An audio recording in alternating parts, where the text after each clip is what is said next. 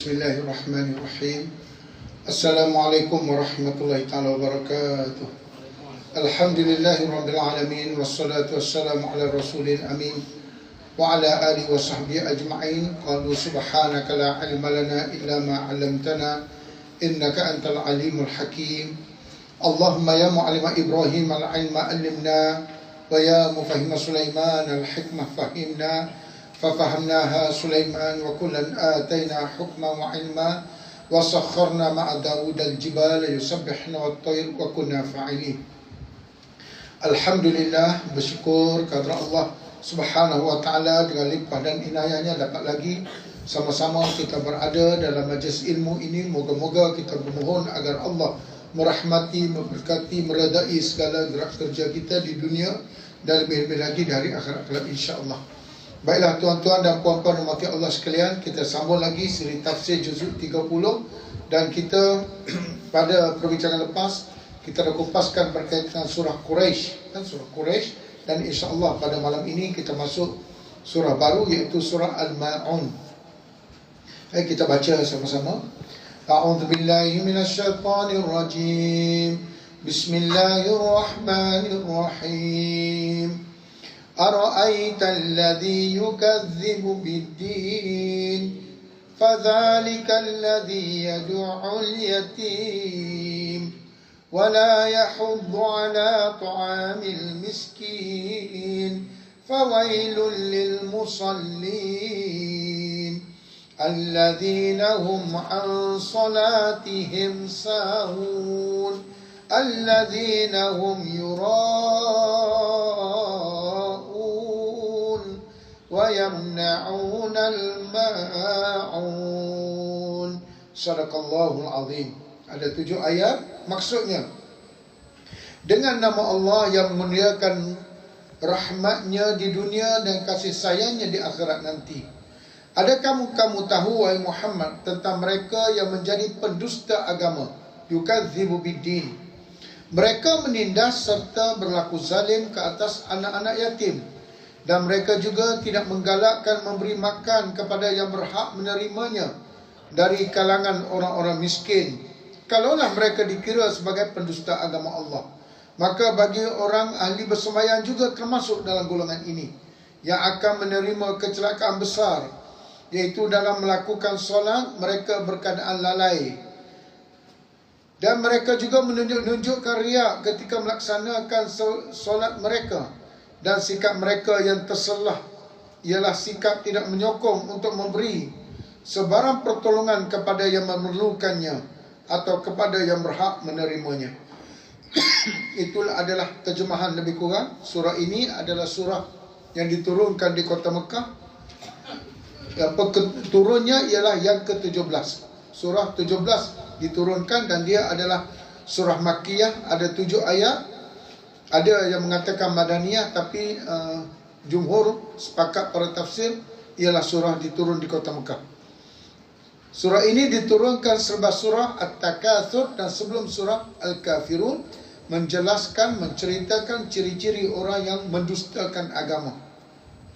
Sebab turun surah ini, kisahnya berkaitan dengan, ada yang mengatakan surah ini diturunkan kepada As bin Wa'il. Ini disebut oleh Ibnu Abbas, As bin Wa'il As-Sahmi. Ada yang mengatakan surah ini diturunkan kepada golongan munafik. Itu yang dikatakan Madinah tadi. Kerana orang bersembahyang kebanyakannya berpura-pura ni orang munafik. Jadi munafik banyak di kota Mekah. Kata Ibnu Jurayj, surah ini diturunkan kepada Abu Sufyan. Dia telah menyembelih hampir setiap minggu, tetapi tidak mengajak anak-anak yatim makan bersama. Bahkan dia menghalau dengan tongkatnya anak-anak yatim. Itu berlaku kepada Abu Sufyan sebelum beliau memeluk Islam. Itu di antara sebab turunnya surah ini. Baik, kita tengok sinopsis surah ini. Matlamat Islam ialah agama berdasarkan surah di atas. Ad-din, ya. Kita kata penting sangat ke agama sehingga mereka mendustakan agama itu. Islam bukan hanya menzahirkan perkara luar, tetapi menekankan keikhlasan melalui kesan peranan hati-hati manusia itu sendiri. Ikhlas kepada Allah adalah pencetus amal soleh, iaitu membentuk kepribadian hidup yang soleh di atas muka bumi ini. Bermakna surah ini mengajak manusia betul-betul ikhlas kepada Allah Subhanahu wa taala. Islam tidak mengajar umatnya sifat pentingkan diri sendiri, tetapi mendidik agar saling bantu-membantu, sama ada dalam bentuk ibadah atau dalam jemaah, iaitu menuju matlamat penyucian jiwa, kehidupan yang lebih baik dan bantu-membantu sesama manusia. Inilah punca mereka peroleh rahmat dari Allah. Yang ketiga, Allah Ta'ala jelaskan dalam surah ini ialah hakikat iman. Bukan sekadar mengaku diri sebagai seorang Muslim dan bersolat sahaja, tapi ia melibatkan kepercayaan pada agama Allah, yakin pada Allah dalam amalan kita. Jadi hati kita mestilah berpandukan Allah dalam mengejar amal soleh. Hapuskan rasa pentingkan diri, riak dan rasa keakuan dalam beragama, serta hapuskan penggunaan ibadah untuk kepentingan diri. Ini adalah pendapat daripada Syekh Qutb dalam huraikan tafsir surah ini. Baik, kita akan tengok surah ini satu persatu ayatnya. Yang pertama, Bismillahirrahmanirrahim. Ara'aital ladzi yukadzibu biddin. Cukup cantik. Allah Ta'ala memulakan dengan ara'aita. Ara'aita, abasarta, asyahadta. Adakah kamu dah nampak dengan mata kepala kamu? Bermakna situasi ini berlaku dalam masyarakat dan benda tu berterusan depan mata mereka. Bukan sekali buat, banyak kali buat benda macam tu. Akhirnya menjadikan mereka satu budaya rutin, komitmen di atas kesalahan tersebut.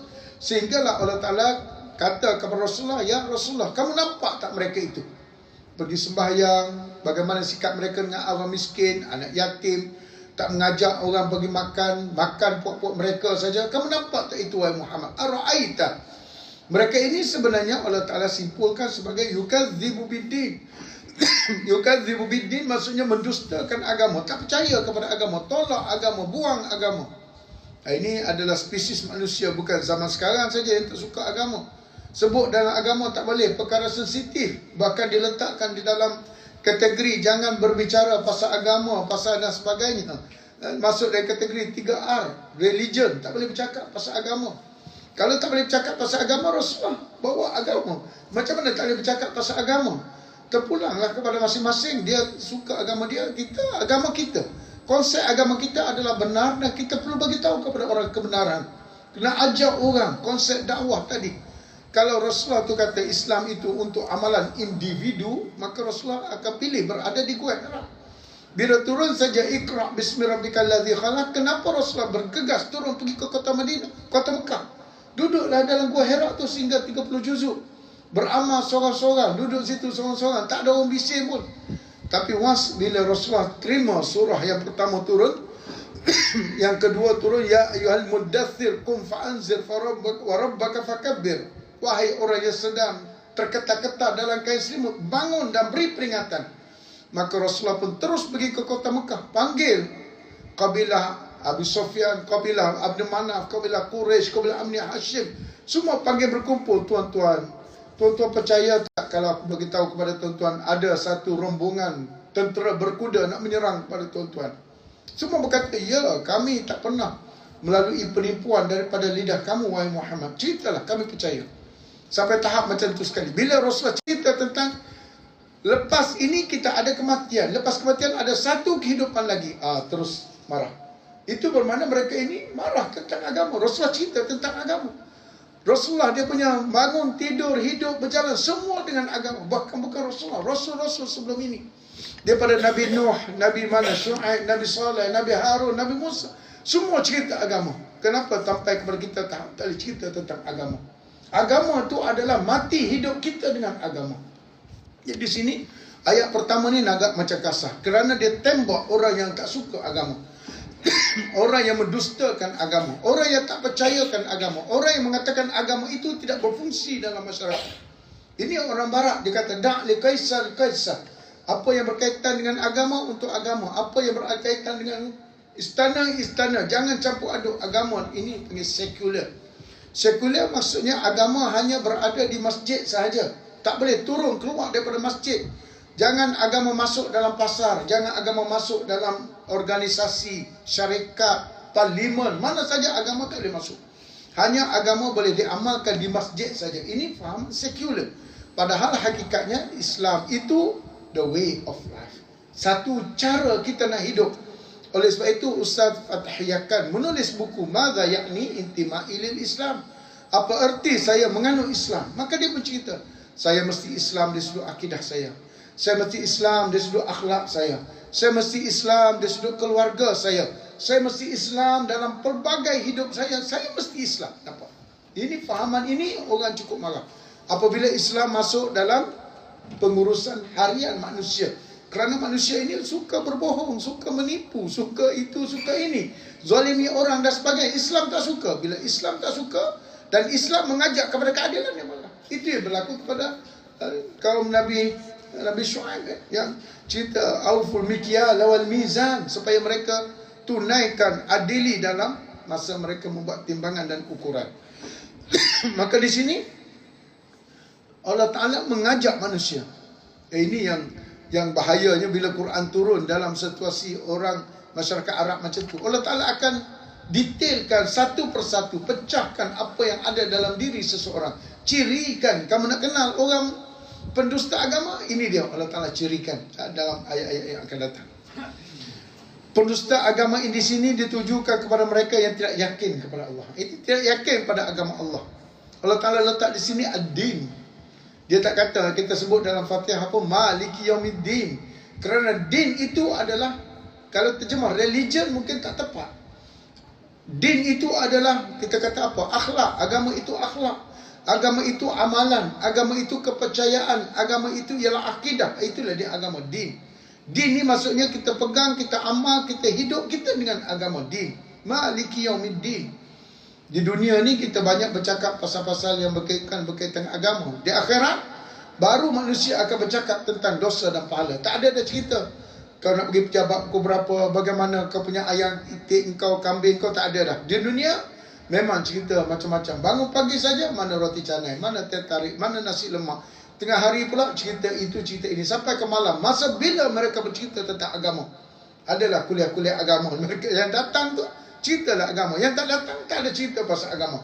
Oleh sebab itulah Allah Ta'ala detailkan betapa hidup ini tak boleh lari daripada agama. Lepas saja agama, siap, kita akan terbabas. Manusia yang tak ada agama, etis kita panggil. Orang yang tak percaya kepada Tuhan, tak percaya kepada agama, tak percaya kepada Allah, hari pembalasan dan hari akhirat. Mereka ni tidak ada pembalasan bagi mereka. Maliki Yaumiddin, mereka tak percaya ada hari pembalasan di akhirat nanti. Mereka ini hanya menggunakan agama Allah. Kalau mereka guna agama pun, yang pertama tadi tak percaya ada agama. Ada pula yang percayakan agama tetapi untuk kepentingan pribadi. Ini yang cukup banyak kita dengar sekarang. Menunggang agama, ambil agama untuk dapat mileage pribadi mereka. Mereka gunakan agama untuk kepentingan politik mereka. Mereka gunakan agama untuk kepentingan bisnes mereka. Mereka gunakan agama untuk kepentingan individu mereka, bukan kepada kepentingan agama itu sendiri. Memang kita kata kena guna agama, tapi guna agama untuk siapa? Mereka guna agama untuk mereka peroleh kepercayaan. Kerana biasanya dengan guna agama ni orang mudah percaya. Tipu orang, sampai pergi umrah pun tipu lagi. Strategi sekarang ni, kita dulu dia kata KLIA je, tak boleh terbang. Sekarang ni pergi bawa sampai ke Jeddah. Turun kapal terbang sampai ke Jeddah, tapi tak boleh masuk. Sampai orang percaya tu sampai ke Jeddah. Lepas tu dia tinggalnya kawan tu. Nak balik tak boleh dah. Nak balik tak boleh. Terkapal-kapal minta derma supaya dapat balik ke Malaysia. Pandai dia tipu. Ada mana yang imam, kawan saya tu imam. Habis makmur 10 orang ikut dia. Dia kata imam ikut, kita pun ikut sekali lah. Pergi haji tu, haji. Bagi pasport 10,000 masa tu. Hilangkan pasport, hilangkan 10,000. Habis. Pasal dia kata tu imam pun ikut, kami pun ikut sekali. Tengok. Pasal bila dengan agama ni orang mudah percaya. Letak kopiah atas kepala sikit, pasang lebay sikit, cakap pegang tasbih sikit, zikir sikit, mudah orang percaya. Habis. Itu pasal ini ayat ni menemplak mereka. Menggunakan agama untuk kepentingan individu masing-masing. Itu cukup bahaya. Dan bukan kerana Allah. Mereka bercakap, berhujah, berdakwah, bukan kerana Allah. Mereka tidak percaya akan wujudnya hari pembalasan yang Allah jadikan untuk memberi balasan kepada hamba-hambanya yang tidak ikhlas. Dia tak percaya. Konsep ikhlas senang je. Kita buat bukan kerana pujian orang dan bukan kerana kejian orang. Kalau orang puji kita, kita rasa macam mana? Rasa kembang dada, rasa tinggi badan, oh salah. Selagi kalau orang puji kita, kita rasa macam wah, belum lagi, belum ikhlas lagi. Kalau orang keji kita, kita pun malas. Oh lah sedihnya. Kenapa sedih ni? Orang keji kita. Kalau kita masih bergantung dengan manusia, itu pasal kita tengok tuan-tuan guru kita yang hebat dalam perjuangan. Orang kutuk macam mana pun, bantai dia selamba. Pasal dia bukan dengan manusia, dia dengan Allah. Kamu bantai dia, kamu buat AI dia, macam-macam, dia tak peduli. Dia bukan dengan kamu, dia adalah dengan Allah. Itu pasal di akhir surah Iqra bismi rabbikal ladzi khalaq, Allah Taala kata, wahai Muhammad, jangan pedulikan Abu Jahal, wasjud waqtarib, sujud dan mari rapat dengan aku. Pedulikan mereka. Mereka nak buat apa kepada kamu, pedulikan. Aku akan jaga kamu. Jangan pedulikan mereka. Yang tidak ikhlas, engkar dan zalim, dan akan adanya pahala dan kebajikan Allah ke atas tiap-tiap kebaikan yang kita lakukan. Siapakah orang-orang itu? Ini Ar-Ra'aita tu ta'ajub, ta'jib bi amri din alladhi yukadzibu bid-din. Allah Ta'ala nak beri gambaran, aku heran betul lah kenapa mereka ni masih mendustakan Allah, mendustakan agama Allah, tidak mengiktiraf Allah sebagai Tuhan mereka dan tidak mau menyembah Allah yang sebenar. Kita dah bincang dalam surah Li'ila fi Quraisyin hari itu, cerita bagaimana orang-orang Quraisy pergi ke utara, pergi ke selatan berdagang, dapat untung dan dapat imuniti. Tak ada orang nak ganggu orang Quraisy dalam perjalanan, tak ada orang nak menyamunya. Mereka untung, mereka selamat, kenyang, minum, kaya raya. Tapi bila balik ke kota Mekah, mereka bukan sembah Allah, mereka sembah patung-patung yang ada di keliling Kaabah. Maka Allah Ta'ala sindir mereka. Ini sama lagi. Allah Ta'ala bawa lagi. Kamu nak tengok orang yang tu mendustakan agama. Yang pertama, fadzalika allazi yad'ul yatim. Mereka itu adalah orang yang yad'u. Tuan Syekh terjemahkan di sini menindas. Yad'u tolak, tapi dia lebih kuat daripada tolak tadi. Tolak dengan kuat. Yauma yud'auna ila nari jahannam da'a. Bila ada sabdu ni maksudnya dia buat dengan kuat, dengan takfir, dengan banyak dan dengan bersungguh-sungguh. Yauma yud'auna ila nari jahannam da'a. Orang yang dibawa masuk ke dalam neraka, mereka bila sampai ke tebing neraka, mereka akan ditolak dengan sungguh-sungguh, bukan main-main. Pasal nak masuk neraka tu mereka tak nak. Mereka akan pegang tanah, menjerit tolonglah, merayu, mengadu dan sebagainya. Tapi malaikat ni dia tak peduli, dia ambil, dia dah campak betul-betul. Istilah dia campak dan humban betul-betul, itu istilah. Jadi dia da'u, bila dia tengok saja anak yatim ni, budak-budak yatim nak minta al-ma'un tu sendiri, al-ma'un. Mungkin kita tak jelas makna al-ma'un tadi. Surah al-ma'un. Ma'un ni bukan makanan, apa saja yang boleh dimanfaatkan. Apa saja. Bekas yang boleh dimanfaatkan. Kalau kita pergi rumah orang, kita nak pinjam cangkul. Cangkul itu dipanggil al-ma'un, kerana dia boleh dimanfaatkan. Kalau pergi kedai makan, makanan saki-baki orang tu, minta sikit air, itu dipanggil al-ma'un. Apa saja yang boleh dimanfaatkan. Dan dia sendiri pun tak penting bagi dia. Benda tu benda macam makan lah, tinggal sikit, nak ambil-ambil lah. Tapi sikit itu pun dia tak bagi. Sikit itu pun dia tolak. Budak-budak yatim tu datang, dia halau betul-betul. Itu maksud yuda'u. Yadu'u. Makna dia pun, kita baca tu pun dengan keadaan sabdu, menggambarkan suasana dia tolak betul-betul anak yatim tadi.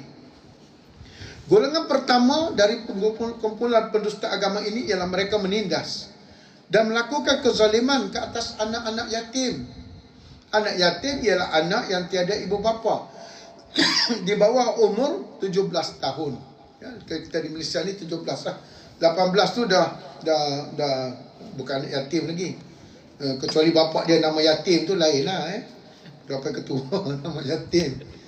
Saya ni anak yatim. Awak ni dah tua, dah ada cucu pun yatim. Yalah, bapa saya yatim. Itu cerita lain. Itu cerita lain. Yatim di sini yang kehilangan bapa. Kita orang Melayu ada lagi tambah lagi piatu. Iaitu bila mak dan ayah meninggal. Oleh sebab itu ada orang dia pelihara anak-anak yatim. Ada kawan saya, kita pergi ke tempat hari itu, bagus dia sampai dia dah berhenti kerja, fokus kepada menjaga anak-anak yatim. Ada saja rezeki. Dia bukan orang kaya pun, ada saja rezeki.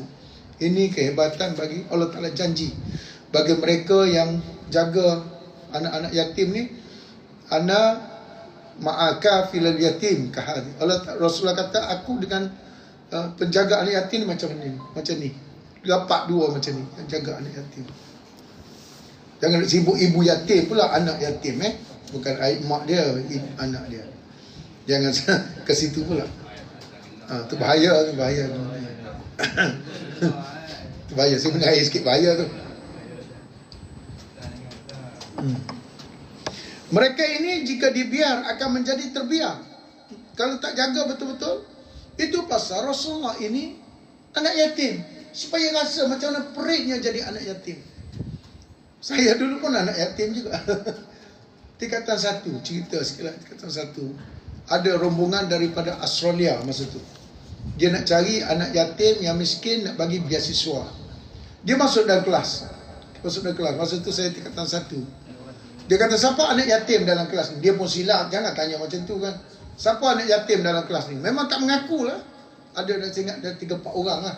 Saya tak mengaku sampai sudah anak yatim. Kita rasa macam down terus. Bila anak yatim saja rasa macam, memang. Itu pasal saya kata tadi, Rasulullah itu anak yatim. Nak bagi Rasulullah rasa macam mana hidup sebagai anak yatim. Hari raya tengok orang bergembira, ada ayah, ada bapa berlari ke sana kemari, pakai kasut baru tunjuk kita dan sebagainya. Kita dah lalui situasi itu. Memang sedih. Siapa nak bagi kita kasut raya, baju raya? Tak ada gunanya hari raya dengan kita. Tak ada nilai. Sama saja. Raya tak raya ke sama saja. Kecuali anak yatim yang kaya raya, itu cerita lain. Dah lah yatim, lepas tu miskin pula. Jadi cerita tadi dia kata siapa anak yatim, saya pun tak mengaku. Last sekali adalah orang bagi tahu. Dia pun panggil lah dalam 5 orang macam tu, anak yatim dalam kelas tu. Dia pun tengok result. Kebetulan macam tu, saya pun bukan pandai mana, kebetulan tinggi sikit markah. Jadi dia kata kita nak pilih seorang untuk bagi beasiswa. Jadi dia, bukan beasiswa lah, derma siswa ke macam tu lah. Tiap bulan dia bagi. Tak banyak pun, RM30 je. Tapi tahun 80-an RM30 tu dah boleh beli dah rokok rokok White Horse ke apa nama tu. White Horse. Isap dia tu berani tu. Macam-macam masa muda-muda tu ni. RM30 maknanya RM1 sehari lah belanja. Masa tu 50 sen belanja. 50 sen. Air sirap 10 sen, laksam tu dapatlah 20 sen. Jadi ada balance 20 sen lagi. Maksudnya 50 sen tu kira macam sekarang dalam RM5 lah agaknya. Kira mewah lah juga. Jadi dia bagi kita RM1. Maksudnya dalam RM10 lah sehari belanja. Itu cerita. Jadi perasaan anak yatim tu memang sensitif. Mereka ini jika dibiarkan akan menjadi terbiar. Penindasan ke atas anak yatim termasuklah menghina dan menyakiti mereka. Sebuah kisah yang menceritakan Abu Jahal ada juga menjaga anak-anak yatim. Pasal dia tengok anak yatim ni peluang boleh buat duit. Orang akan derma atau tiket sekolah anak yatim, rumah anak yatim. Maka orang bagi sumbangan. Ini Abu Jahal. Bukan kita sekarang yang penyelewengan ni. Abu Jahal dah menyeleweng dah dari awal-awal lagi. Menjadi penjaga terhadap seorang anak yatim yang mana hartanya telah diamanahkan kepada Abu Jahal. Suatu hari anak yatim tersebut datang menemuinya dan memohon sejumlah wang untuk keperluannya. Anak yatim itu dikasari dan ditengking dengan kata-kata, pergi jumpa Muhammad, mungkin dia dapat menolong engkau. Dia halaunya budak tadi, padahal duitnya ada di tangan Abu Jahal. Abu Jahal ni macam pengetua sekolah rumah anak yatim lah, jaga duit. Budak dia datang nak minta duit, dia kata pergi jumpa Muhammad, Muhammad boleh bagi duit dengan kau. Akhirnya anak yatim itu menemui Rasulullah dan bersamanya kembali pula menemui Abu Jahal. Kerana itu dia pun pergi jumpa Rasulullah. Rasulullah kata, kenapa aku minta duit dengan Abu Jahal yang memegang amanah aku, dia tak nak bagi. Dia suruh datang jumpa kamu ya Rasulullah. Rasulullah bersama anak yatim itu pergi jumpa Abu Jahal. Wahai Abu Jahal, bagi duit pada budak ni. Dia pun masuk dalam rumah dia tu bagi duit. Tadi keras sangat. Bila Rasulullah Abu Jahal bagi duit pada budak ni, dia tak ambil duit bagi pada budak ni. Kawan-kawan dia duk perhati. Dia kata, tadi kau memang banyak something kau. Sekarang bila Muhammad, dia kata, gila apa kau. Kiri kanan Muhammad, 2 ekor singa standby nak menerkam ke arah aku. Kalau aku tak bagi, habis singa tu terkam kepada aku. Sama macam tu. Akhirnya dia bagilah duit tadi kepada anak yatim tersebut. Itu cerita kisah wala yahuddu ala apa. Fa wa dzalikal ladzi yad'ul yatim. Ayat yang ketiga. Wala yahuddu ala ta'amil miskin. Wala yahuddu ala ta'amil miskin. Kalau tuan-tuan perhati, yad'u verb fi'il mudhari' bahasa Arab. Yahuddu fi'il mudhari' juga. Fi'il mudhari' atau present tense menggambarkan suasana itu berlaku dan berlaku dan berlaku. Dia panggil verb yang hidup. Hari ni makan, esok makan, lusa makan, macam tu. Itu maksudnya present tense ataupun fi'il mudhari' ini. Yad'u, yahuddu. Yang kedua, dia menggunakan sabdu di atas. Da'a, hadda. Menggambarkan sesuatu itu dibuat dengan banyak dan serius. Serta dia memang berniat nak buat macam tu. Bukan dia sengaja tolak. Memang dia niat untuk tolak anak yatim tadi. Yang kedua, dia tidak bagi makan pada orang miskin. Tak mengajak makan. Nak bagi makan pun tidak. Nak mengajak pun tidak. Bagi makan lagi lah. Tak bagi makan orang miskin, tak mengajak orang miskin bagi makan. Kalau buat kenduri, orang miskin jangan datang. Ini hanya orang-orang tertentu yang kaya raya saja. Golongan kedua pendusta agama ialah orang yang berkemampuan untuk menghulur bantuan makanan kepada orang miskin, tetapi tidak berbuat demikian. Walid bin Mughirah ni orang kaya, orang yang banyak harta, anak dia pun ramai, 10 orang, lelaki semua. Tapi dia termasuk dalam sebab turunnya ayat ini kerana dia tidak suka bagi makan pada orang miskin. Malah tidak menggalakkan pula orang lain berbuat demikian. Orang nak bagi makan dia halang. Dia marahnya. Ia tidak menggalakkan dirinya, keluarganya dan orang kaya lain untuk memberi sebahagian kecil pendapatan mereka kepada orang miskin. Ini masuk dalam kategori zakat lah kalau kita mudahkan cerita. Iaitu tidak memberikan zakat kepada orang miskin. Bersifat bakhil, mahu mengumpul kekayaan untuk diri sendiri. Banyak jenis macam tu, dia kaya keluarga dia saja. Menghasut orang lain agar tidak memberi makan kepada orang miskin. Jangan bantu dia. Itu kita tengok yang kebajikan NGOs lah. NGO. Dia pergi tengok orang yang geladangan tidur bawah jambatan, tak ada pakaian. Kawan saya tu mengajar di sekolah-sekolah yang geladangan. Bagi datang sekolah baru bagi pakaian. Tak boleh bawa balik pakaian dia. Esok dah tak ada pakaian tu. Dia nak balik aja, tanggal pakaian sekolah, tinggal kat sekolah. Dan dia pun balik. Bila mereka pergi cari, mereka duduk bawah jambatan. Tak ada bapa, tak tahu mana bapa. Hidup mereka tak tahu mana masa depan, langsung tak ada. Duduk bawah jambatan, hidup mereka gelandangan. Banyak dekat sebelah bandar-bandar KL dan sebagainya. Tidak percaya bahawa orang miskin ini mempunyai hak di atas pendapatan yang mereka peroleh. Inilah dia sistem sosiologi Islam. Sistem kemasyarakatan Islam. Bukan macam komunis, bukan macam hidup ada berlumba cari makan, cari rezeki, tak ada masalah. Tapi dalam rezeki kita itu ada hak orang miskin yang perlu disampaikan, dilunaskan. Hati mereka keras dan berpengaruh dengan keperluan dunia. Dunia ni itu pasal surah ni turun selepas surah Takatsur. Kita baca surah Takatsur. Alhaakumut takatsur. Apakah yang melalaikan kamu? Hatta zuratumul maqabir. Sehingga kamu nak masuk lubang kubur pun masih berlumba-lumba lagi. Kita tengok dalam surah Takatsur itu memang betul. Dia hentak betul-betul orang yang tak sedar diri. Dah tua dah, masih kejar lagi. Mana masa untuk kamu buat akhirat? Tak ada. Kejar lagi. Kalau ada jawatan, pegang jawatan, tak nak lepas. Kalau ada duit, kejar duit sampai hatta zurtumul maqabir, sehingga kamu dibawa ke lubang kubur baru kamu nak sedar. Itu alhaakumut takatsur.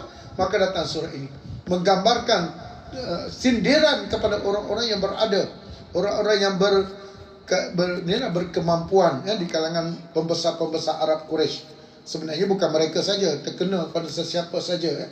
Ayat ni kita kata umum la bi khususis sabab. Ibrah bi umumil lafzi la bi khususis sabab. Ambil pengajaran berdasarkan secara umumnya, bukan berdasarkan cerita ni oh itu Abu Lahab, itu Abu Jahal, itu Abu Sufyan. Tidak. Sesiapa saja yang terlibat dalam situasi ini, maka terpaliklah sama cerita, mereka ini pendusta kepada agama. Tidak percaya akan adanya balasan baik daripada berbuat sedekah. Bagi mereka ini, sedekah tu menyebabkan habis saja harta mereka. Padahal hakikatnya bila mereka infak, kita konsep infak ni tak berlaku saja ada istilah tanah wakaf. Dalam negara kita istilah tanah wakaf, universiti belum lagi. Universiti Azhar ada universiti wakaf. Orang letakkan harta kepada universiti Azhar untuk bagi infak kepada anak-anak orang-orang yang susah untuk belajar di situ. Di Morocco, tempat saya belajar dahulu, macam mana kita tak boleh fikir sistem pendidikan percuma, sekolah rendah, sekolah menengah sampai ke universiti percuma. Kita tak boleh gambar. Kalaulah kita di Malaysia ni, you yang semua ni percuma. Ini yuran sampai 2, 3, 4 ribu satu semester, percuma. Maka beri ramai orang untuk belajar di sana. Ini Morocco, negara dia tak adalah kaya sangat. Tapi saya dengar cerita, rajanya antara raja yang paling kaya. Berbanding dengan Raja Saudi, dia lagi kaya, Raja Morocco ini. Saya tak tahulah macam mana, daripada mana sumber. Mungkin apa kita pun tak tahulah dia.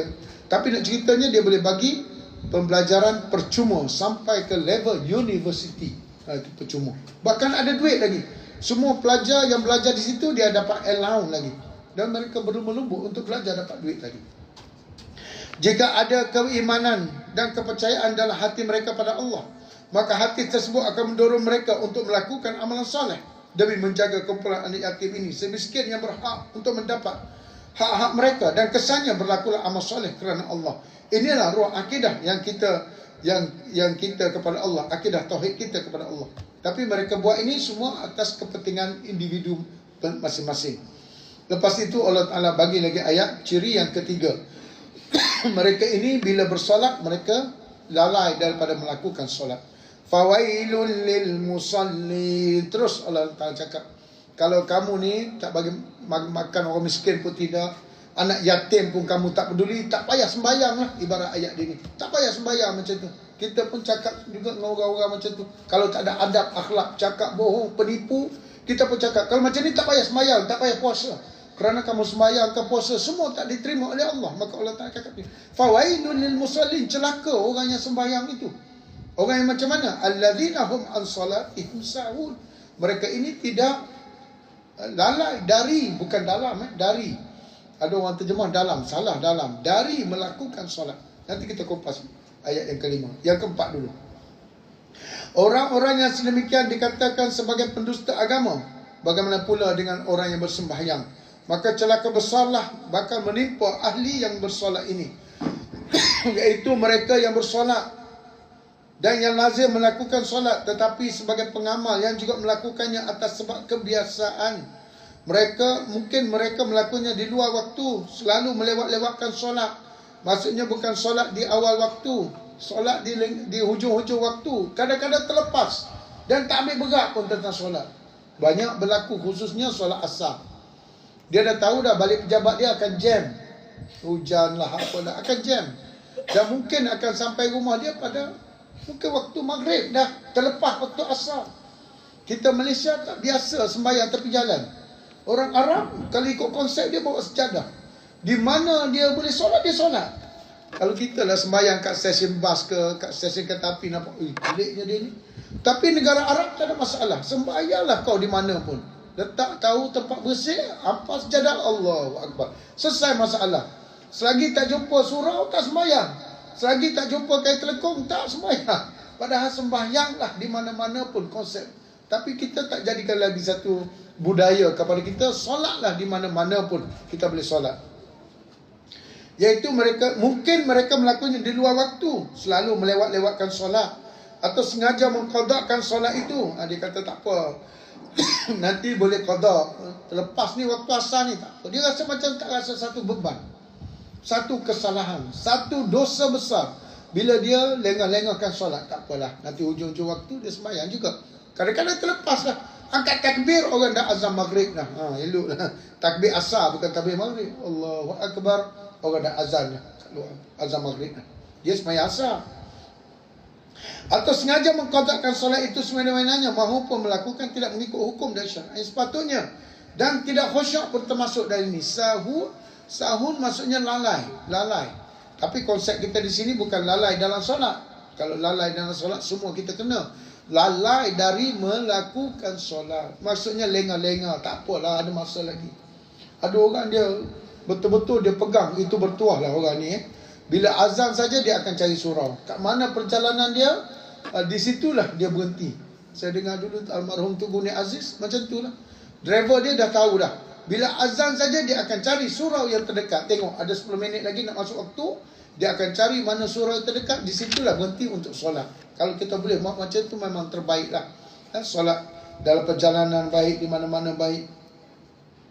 Atau tidak khusyuk dan tidak faham artinya. Oleh itu, sesiapa yang memiliki tabiat solat sebegini dikatakan sebagai nifaq amali, pengamal solat, tapi perangainya macam munafik. Kerana orang munafik ini, innal munafiqina yukhadi'una Allah wa huwa khadi'uhum wa idza qamu ila salati qamu kusala yura'una an-nas wa la yadhkuruna Allah illa qalila mudhabdhabina baina dhalik la ilaha ula'i wa la ilaha ula.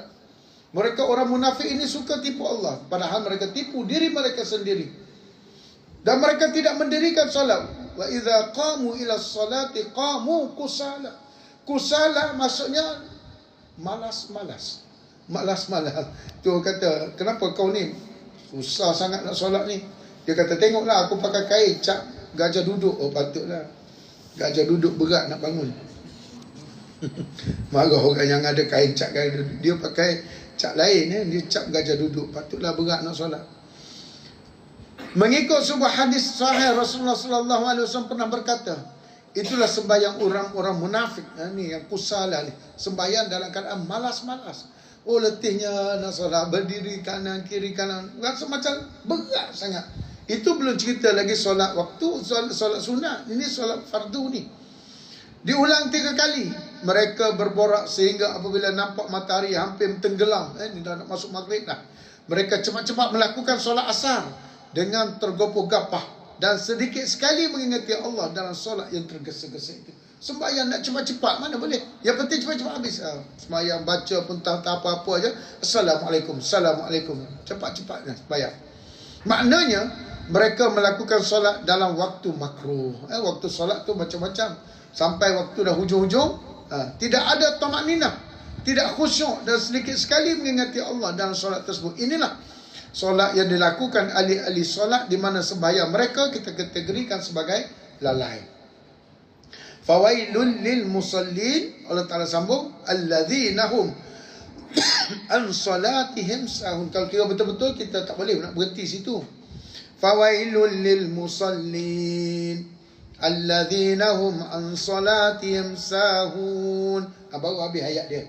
Jadi kalau kita berhenti fawailul lil musallin sadaqallahul azim, tak boleh. Celaka bagi orang sembahyang kita pun sadaqallahul azim. Pada ayat dia bersambung lagi, iaitu alladzina hum an salatihim sahun, iaitu apabila mereka melakukan solat, mereka melakukan dalam keadaan lalai. Sebenarnya terjemahan dari melakukan solat, dari melakukan solat, bukan dalam melakukan solat. Hati-hati, ramai orang terjemah an itu dalam, silap. Sebenarnya an itu dari. Kalau dalam fi, alladzina hum fi solatihim, itu kalau dalam. Ini an ini dari. Dia tidak melakukan solat betul-betul, lalai daripada melakukan solat, itu makna dia. Pengertian lalai di sini tak termasuk dalam huraian solat di atas, ialah meninggalkan solat tanpa rasa bersalah. Itu sebenarnya dia tak sembahyang pun tak ada masalah. Pernah kita duduk sembang dengan masa kawan-kawan semua muda tu, kau tak sembahyang ke? Tengoklah, kalau sempat aku sembahyang, tak sempat aku tak sembahyang. Dia tak ada rasa. Budak-budak pergi universiti, tanya pagi, kau dah sembahyang belum? Tak sembahyang. Tak ada rasa bersalah. Ini saya ada terlibat dengan budak-budak tu, kadang-kadang Allahu Akbar, budak ni tak ada rasa bersalah tak solat. Tak ada rasa bersalah. Dia rasa macam biasa je, solat tu macam apa je. Boleh buat, tak nak buat, tak sempat, tak apa. Atau gagal meneliti kesan-kesan solat ke atas dirinya dengan merenungi rahsia-rahsia mendalam ilmu tadi. Kata Ibnu Mas'ud, Lalai berarti kadang-kadang melakukannya membiarkan waktu itu berlalu sampai habis waktu asar. Mungkin senyap tadi mic. Oh tiba-tiba. Mungkin kerana sibuk dengan pakaian-pakaiannya. Ini pengantin-pengantin hati-hati tu. Saya betul dia tak boleh sembahyang jamak. Kena cek betul-betul anak-anak kita ni bila nak bersanding. Oh tak apa, bersanding pukul 12. Pukul 12 Zuhur 1.30, 1.20. Dia takkan nak, kecuali dia dah ada sembahyang. Dia sembahyang pun dia pegang tangan laki dia masa bersanding tu, kiri kanan pegang laki dia. Lepas tu dia sembahyang pukul berapa? Tak tahulah. Nak ingat anak-anak kita yang bersanding, hati-hati. Dia bapak pun tak sembahyang lagi, dah masuk asar. Bapak kantin pun lupa nak sembahyang Zuhur. Hati-hati, pergilah sembahyang, apa masalah, pergilah sembahyang. Nanti orang nak bersalam tu, orang tu tunggulah, bini awak pergilir kan. Ada yang jenis macam tu. Dia tak sempat sembahyang gini, sibuk layan tetamu. Baguslah. Lepas tu minta keberkatan. Atau gagal meniti kesan-kesan solat tadi. Kata Ibnu Mas'ud tadi, dan jarang meniti kepentingan solat itu pada sesetengah pelaku tidak sedar berapa rakaat yang telah dilaksanakan atau tidak ingat surah apa yang dibaca. Ini tengok Islam ni cukup. Kalau dia panggil solat apa, sujud sahwi. Sujud sahwi. Sujud sahwi ni maksudnya sujud padan muka syaitan. Pasal bila kita Allahu Akbar, syaitan dah kalah. Dia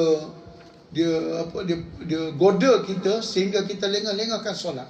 Kita tak peduli, ambil air sembahyang juga, pergi atas tikar sejadah, Allahu Akbar, Allah, syaitan tepuk dahi, silap aku ini. Dah terlepas orang, dia pergi sembahyang dah. Lepas tu dia bangun balik, dia goda balik kawan ni. Dia masuk kat dada dia, masuk kat fikiran dia, masuk kat semua, dia tarik, jom. Lala sekali kawan tu sembahyang, tak ingat dah kat berapa.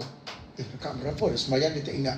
Itu yang kita sujud sahwi untuk menjelaskan bahawa sujud padan muka syaitan. Kau goda aku, kau kacau aku tambah lagi sujud sahwi. Subhanallah, la yanamu wa la yasu. Itu sujud sahwi, orang panggil sujud padan muka syaitan, ganggu aku. Sebenarnya pada muka kita kena ganggu dengan syaitan. Bayang sembahyang tu ada kadang-kadang banyak sangat kita fikir kan, terlupa. Kunci kereta mana letak? Kawan saya tu dia pergi rumah orang, dia ambil kunci rumah orang. Dia balik rumah. Dia pergi kenduri, orang tu buat kenduri kecil-kecilan lah. Lepas tu dia makan-makan. Mungkin dia nak azan kot tak bunyi. Okey. Tapi lepas dia makan-makan tu, dia ambil kunci rumah kawan tu. Sampai ke rumah, dah lah kawan tu duduk Kuala Lumpur. Dia balik ke tempat dia, jauh pula tu. Lah sekali dia kata, aku telah ambil kunci rumah engkau lah. Terpaksa lah patah balik. Itu cerita dia. Kita bukti azan dulu. Bukti azan tu.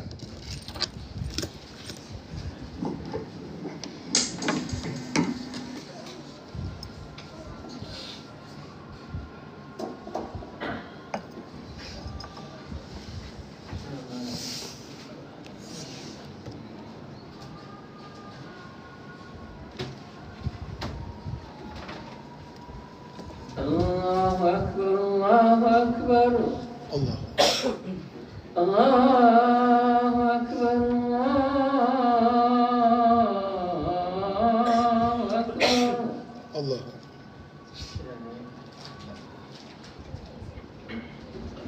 Asyhadu an la ilaha illallah.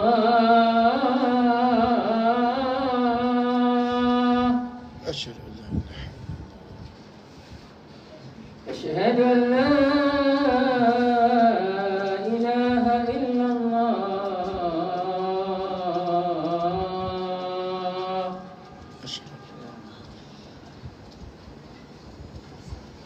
أشهد أن محمد رسول الله.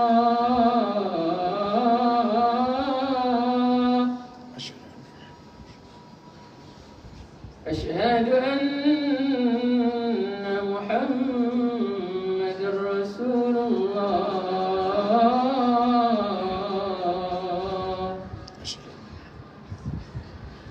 حي على الصلاة.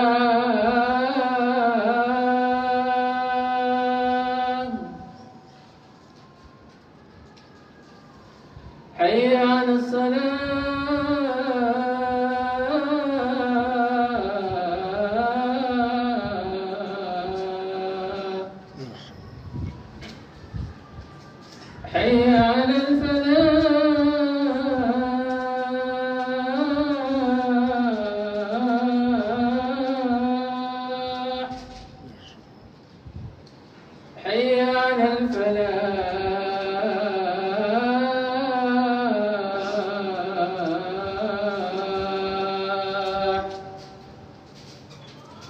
الله أكبر الله أكبر Allah. لا إله إلا الله La ilaha illallah. Inna Tuhan.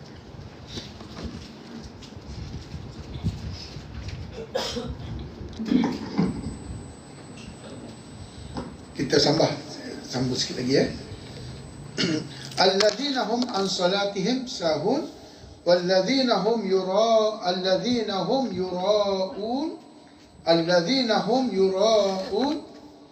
iaitu mereka ini, ciri yang berikutnya mereka ini riak. Bukan saja dalam solat, tapi riak di dalam pelbagai ibadah. Ini dah dikaitkan iaitu menurut alladzina hum yura'un.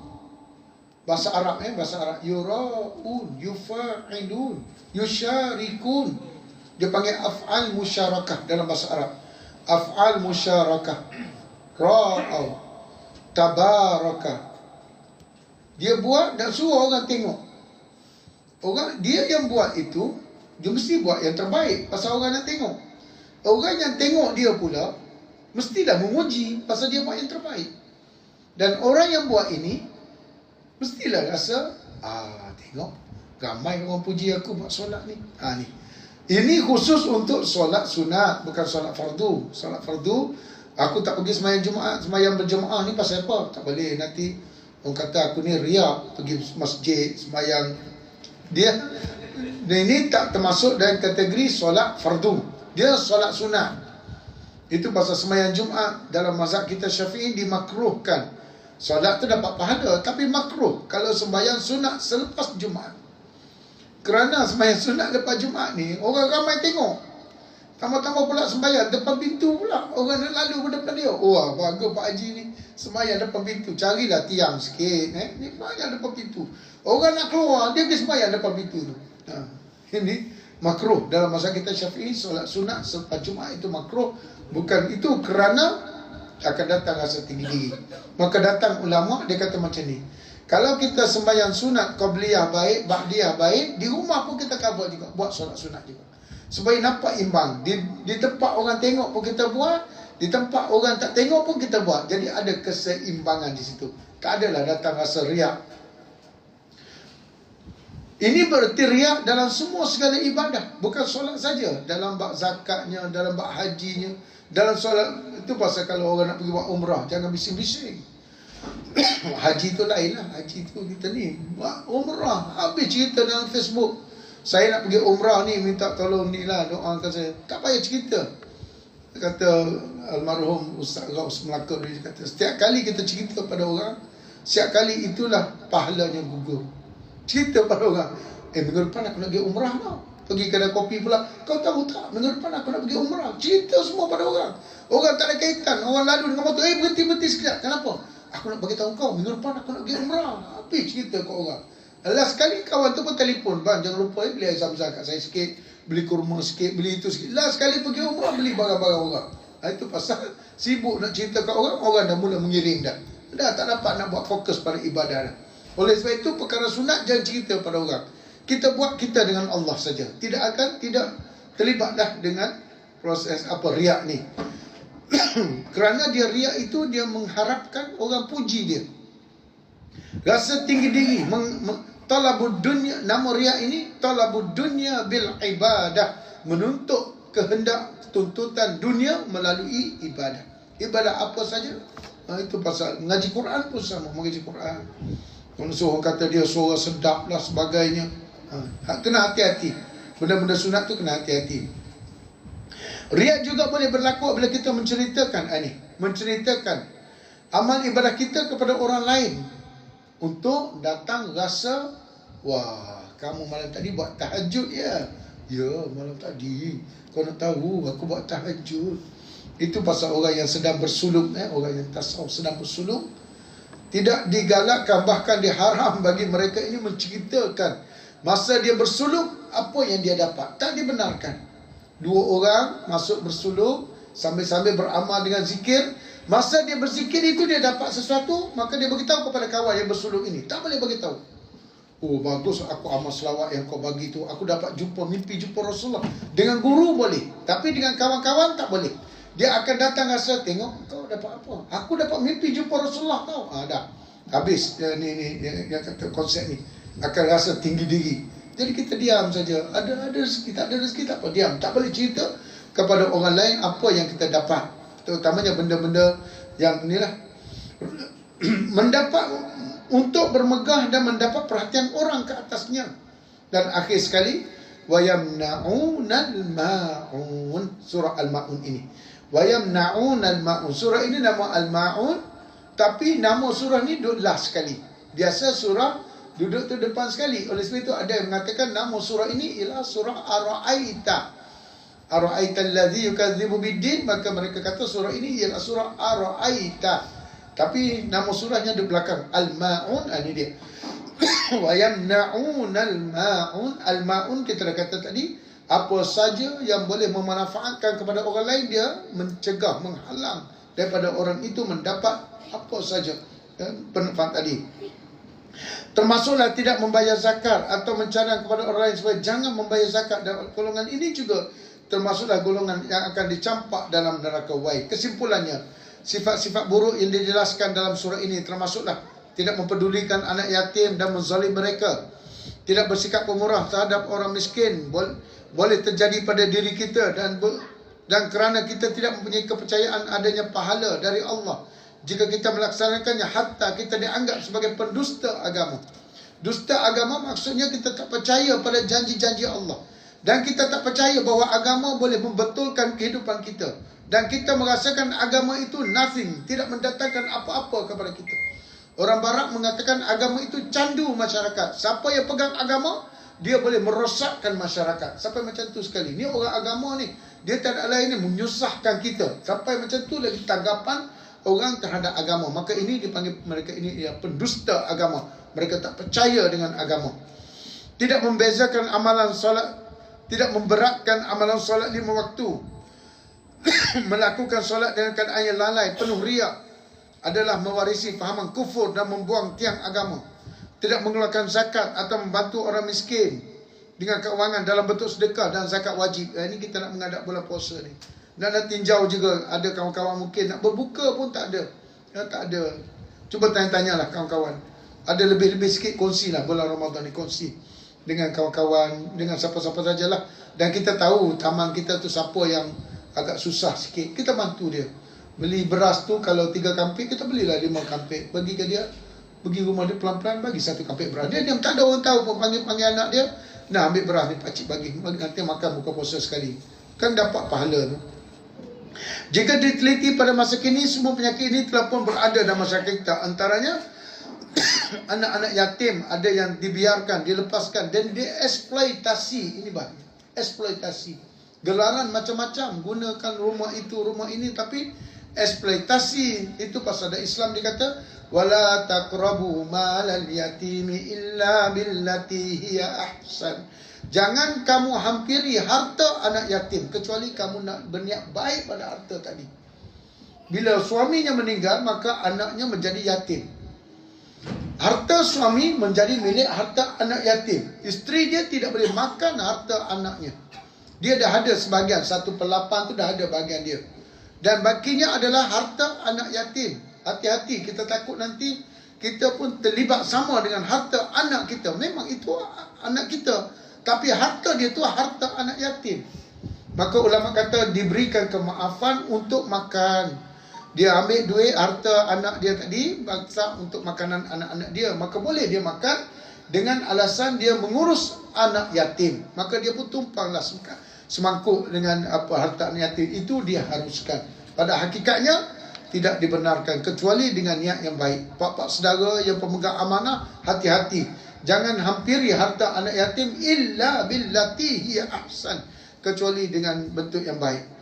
Orang kaya Islam tidak mengendahkan orang miskin Apalagi budaya memberi makan hanya diberi kepada orang kaya dan bukan kepada orang miskin. Kalau dia belajar makan, semua orang-orang kaya saja. Kerana dengan orang kaya dia dapat seronok lah. Orang kaya ni, orang Islam lalai dalam menunaikan solat dan bersolat tanpa ilmu solat mereka. Malah ilmu solat tidak diajar pada generasi seterusnya, dan akhirnya nur solat dalam hati sanubari mereka tidak kian pupus di masa hadapan. Masjid pula hanya menjadi produk politik saja. Ada orang gunakan masjid untuk kepentingan dia. Banyak bina masjid, tapi masjid tak siap, duit jalan habis juga. Hati-hati itu. Rasa riak oleh individu yang bersembahyang, termasuklah ustaz-ustaz khususnya, kena pada saya, siapa yang gelak ustaz ni, hanya untuk mempamerkan diri mereka sebagai orang yang soleh atau mencari rezeki dengan menjual kesolehan mereka. Ini Syekh Khalid cukup anti betul dengan benda ni. Orang buat baik, lepas tu tunjukkan agama, ambil kesempatan di atas agama tadi. Cukup. Bahaya. Tidak mahu mengeluarkan zakat kepada yang berhak ni. Apakah sebenarnya yang Allah mahu daripada kita surah ini? Allah tidak memerlukan apa-apa daripada kita. Tetapi Allah mahukan hamba-Nya memperbaiki hidup mereka dan mengikut dan melaksanakan ajarannya. Allah mahukan hati-hati kita bersih yang akan dapat mencernakan kehidupan yang paling bahagia. Allah mahukan hidup kita mempunyai nilai-nilai yang terletak di atas nilai-nilai yang bersih. Jika kita tidak melakukan semua di atas, maka akan hilanglah kemanusiaan. Dalam surah ini sebut kemanusiaan, bagi jaga anak yatim, bagi makan orang miskin, itu kemanusiaan. Di segi logik pun, walaupun bukan agama, kita akan jaga orang yang susah. Orang tu tak boleh makan, duduk geladangan dan semua, kita jaga dia. Itu adalah kemanusiaan. Apabila kita menjauhkan diri daripada kewajikan, maka sebenarnya kita menjauhkan diri daripada rahmat Allah.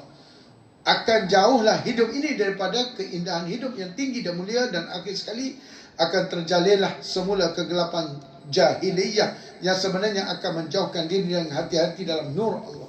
Akan hiduplah balik suasana jahiliyah dalam diri masyarakat kita. Oleh sebab itu, surah ini amat tajam menyindir golongan yang berkemampuan tetapi tidak membelanjakan kemampuan mereka itu kepada orang yang sepatutnya. Maka itu adalah sindiran tajam kepada mereka supaya kita kembali semua balik kepada Allah. Rezeki yang kita dapat itu pun Allah Ta'ala bagi pinjam sekejap untuk kita kongsi-kongsi bersama dengan orang-orang yang berhajat.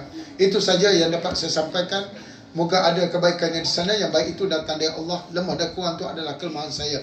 A'udzubillahi minasyaitonirrajim. Bismillahirrahmanirrahim.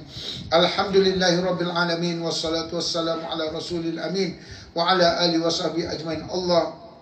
Allahumma ja'alil Qur'anal azim rabi'an qulubina wa nur sudurina wa jala'i ahzanina wa dhahaba humumina wa humumina. Allahumma dzakkirna minhuma nusina wa 'allimna minhuma jahilna warzuqna tilawatahu ana al-lail wa atraf an-nahar 'ala al-wajhi alladhi yurdika 'anna.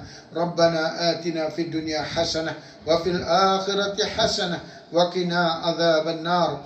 Wa sallallahu ala sayyidina Muhammad wa ala alihi wa sahbihi wa baraka wa sallam. Walhamdulillahi rabbil alamin. Assalamualaikum warahmatullahi taala wabarakatuh.